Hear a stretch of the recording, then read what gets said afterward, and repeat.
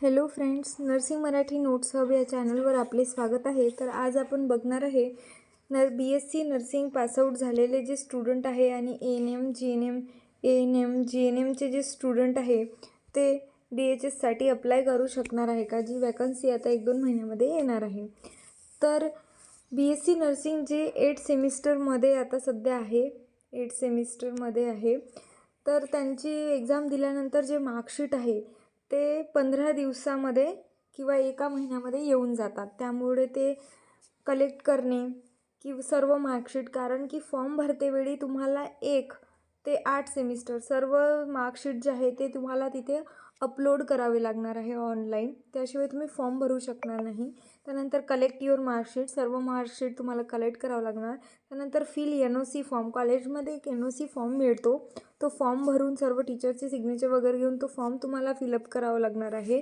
त्यानंतर attempt certificate, तुम्ही जे BSc नर्सिंग पास केलं आहे ते किती अटेम्प्टमध्ये पास केलं आहे, तर काही सेमिस्टरला जर तुम्हाला 2 अटेम्प्ट लागली तर तसं ते सर्टिफिकेट मिळते कॉलेज थ्रू, तर ते सर्टिफिकेट तुम्हाला घ्यायचं आहे। त्यानंतर पासिंग सर्टिफिकेट अँड देन तुम्हाला apply to MNC for registration certificate, याशिवाय तुम्ही फॉर्म भरू शकणार नाही। कारण महाराष्ट्र नर्सिंग काउन्सिलचं रजिस्ट्रेशन सर्टिफिकेट तुम्हाला फॉर्म भरतेवेळी तिथे अपलोड करावं लागणार आणि त्याशिवाय तुमचा फॉर्म फिल होणार नाही। तर त्यासाठी रजिस्ट्रेशन सर्टिफिकेट करण्यासाठी तुम्हाला सर्व मार्कशीट तुमच्याकडे असणे जरुरी आहे। NOC form, attempt certificate, passing certificate आणि हे सर्व कलेक्ट करून तुम्हाला रजिस्ट्रेशन सर्टिफिकेटला अप्लाय करावं लागणार आहे। आणि रजिस्ट्रेशन सर्टिफिकेट येण्यासाठी कमीत कमी 3 महिने तरी लागतात।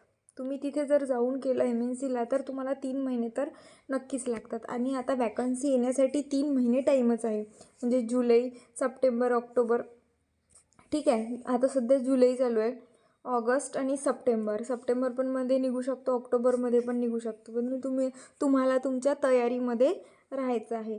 तर अशा प्रकारे आपण MNCला अप्लाय करू शकतो रजिस्ट्रेशन सर्टिफिकेट। त्यानंतर तुम्ही जर अपियर असाल तर अपियर असताना तुमच्याकडे मार्कशीटच नाही आहे, सर्टिफिकेटच नाही आहे, तर तुम्ही आणि तुमची इंटर्नशिपसुद्धा व्हायची आहे, कारण 8 सेमिस्टर असल्याने त्यानंतर तुम्हाला इंटर्नशिपसुद्धा करावी लागते आणि ती तुमची झालेली नाही आहे, त्याशिवाय तुम्ही फॉर्म भरू शकणार नाही।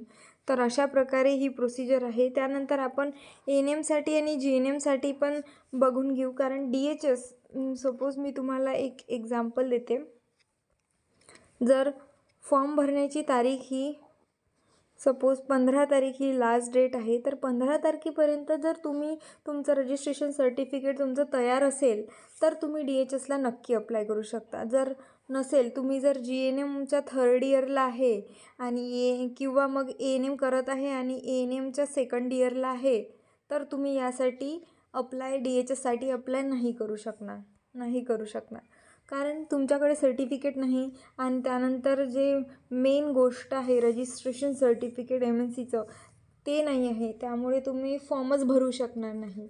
तर अशा प्रकारे ही माहिती आहे। जर तुम्हाला युजफुल वाटली असेल तर इतरांना नक्की शेअर करा आणि चॅनलला सबस्क्राईब करा। थँक्यू।